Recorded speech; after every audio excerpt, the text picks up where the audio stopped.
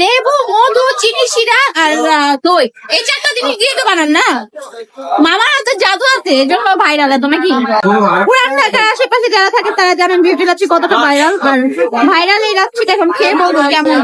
Beauty লাচ্ছিতে lassi খেতে আসছি, এখন লাচ্ছিটা ট্রাই করবো, দেখবো কেমন। দেখেন ভাইরাল বিউটি লাচ্ছি মেকিং করে।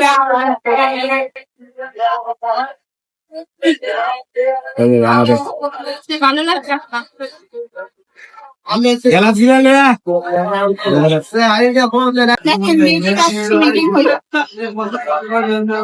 এখানে কি কি দিতে তোমার? বহুত কিছু দিছি, ওই দিছি চিনি শিরা দিছি, মধু দিছি, লেবু, মধু, চিনি, শিরা আর দই, এই চারটা জিনিস দিয়ে তো বানান না। মামার হাতে জাদু আছে, এই জন্য ভাইরাল। এত নাকি মামাই কি বানান এখানে সব লাচ্ছি। আচ্ছা বানায় দেখান, একটা বানায় দেখান, একটা বানান।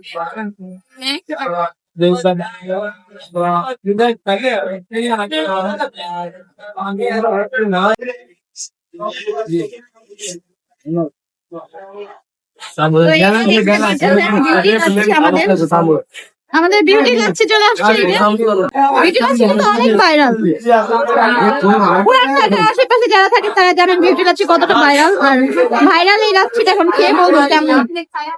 বিউটি লাচ্ছিতে লাচ্ছি খেতে আসছি, এখন লাচ্ছিটা ট্রাই করবো, দেখবো কেমন।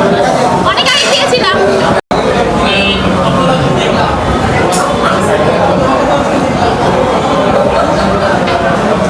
মজা, আহামরি না, এত ভাইরাল কেন? আমি বানাইলাম আহামরি।